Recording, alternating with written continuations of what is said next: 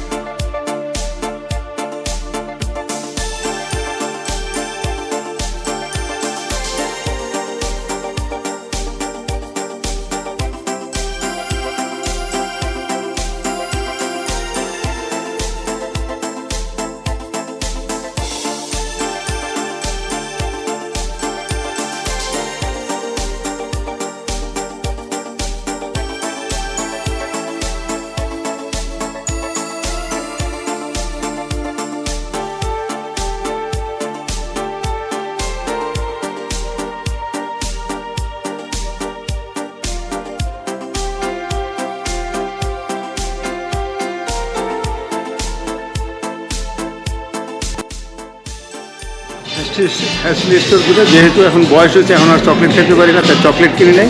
কিন্তু চকলেট একসময় আমার খুব প্রিয় খাবার ছিল, এখন খাই না। যদি আমার ছেলেও চকলেট পছন্দ করে না আনফর্চুনেটলি, তাই চকলেট কিনো। কিন্তু হ্যাশলি খুব একটা ফেভারেট ওয়ার্ল্ড ফেমাস একটা স্টোর, সেই স্টোরে এসে স্টোরে না ঢুকে পারলাম না, ভিজিট করলাম। স্টোরটা সত্যি ইমেজিং, সব ধরনের আইটেম, সব ধরনের চকলেট, ব্র্যান্ডের চকলেট আছে আসলাম। আর কিছু গিফট আইটেম কিনে নিয়ে গেলাম, সেগুলো আগে আপনাদেরকে দেখেছি। সে $54 দাম। এই ছিল হ্যাশলি স্টোর লাস ভেগাস থেকে সর্বশেষ। পরবর্তী অন্য কোনো ফেভারিট স্টোরে আপনাদেরকে আমি নিয়ে যাবো।